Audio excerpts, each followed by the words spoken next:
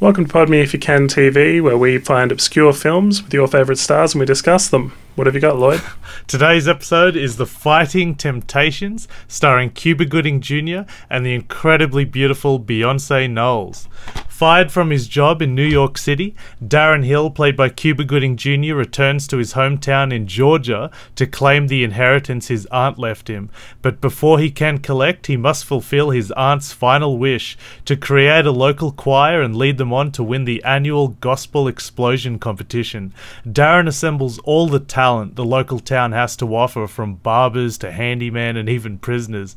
Here he meets his childhood friend Lily, played by the incredibly beautiful Beyonce Knowles, a jazz singer who leads his group. Here he discovers that his auntie has left him something so much more than just the inheritance. So it's basically a musical film with heavy gospel themed music, much like Blues Brothers and of course Sister Act. The plot, as you can imagine, is very predictable, just like Sister Act sort of thing, but the musical numbers in this film will have you very energetic and will have you wanting to re-watch them over and over again. I thought they were very solid. It takes about 40 minutes before you get to see fully Beyonce and see her sing, but by gosh is it a sight. Seeing Beyonce at a craft singing Fever in a nightclub is an absolute spectacle. I'm envious of anyone who's actually seen her live and perform. Dave, have you had the chance at all? No, mate. I think she does, although she's not known as an actress, I think she does a pretty solid job in this movie. You can tell she puts in a lot of effort, both of course in the singing and acting. Also, she downs a lot of Pepsi in this movie as well, which is fantastic. As of course she is the spokesperson for Pepsi at the moment. That's absolutely correct, and this must have been she must have been well underway in that sort of area with this movie. I actually think Cuba Gooding Jr. is a very solid actor. I haven't seen Jerry Maguire, but I did see American Gangster, where he played a small role, but his performance was excellent. I think he's really good at fighting back emotions. Like, there's a lot of scenes where he's holding back the tears, thinking about his mother, thinking about his auntie, and they use flashbacks, and I think it all worked pretty well. A lot of the jokes he didn't deliver them really well, but I think he's a solid lead for this story. There was also no racial tension in this movie as well. I'm so happy it didn't retreat to basic explicit jokes to races or anything like that. It was directed by British director Jonathan Lynn, who is renowned for TV's Yes Minister and directing one of my personal favourite comedies, Greedy, with Michael J. Fox. It's just really good to see a positive mixing of races with no explicit references to them.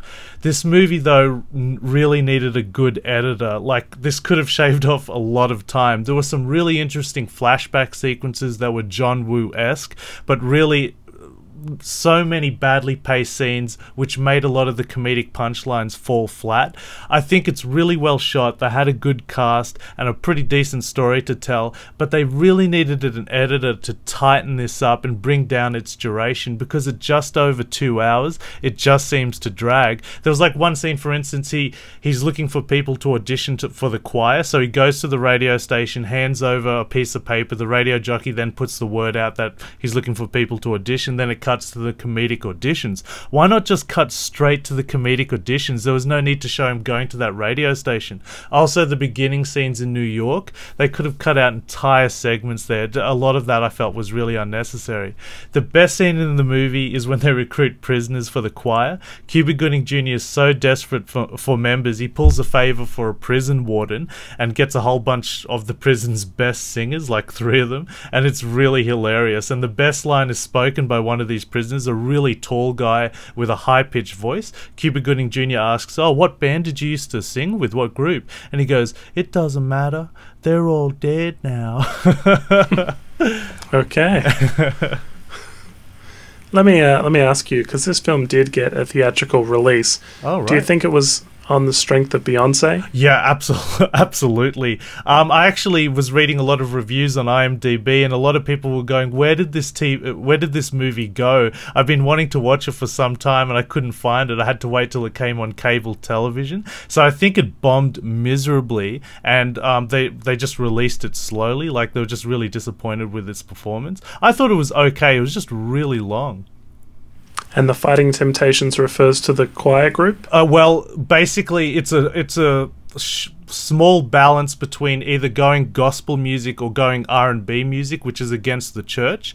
Cuba Gooding Jr.'s auntie and mother both liked R&B music, and they loved singing in jazz clubs, which was against the church at the time. So it's fighting that temptation to follow your dream and sing R&B, or to stick with the church and sing gospel music. Alrighty. Fighting temptations, Lloyd. Thanks for that. You can find more obscure film reviews at our YouTube channel, youtube.com/podmeifyoucan, and www.podmeifyoucan.com for more from us.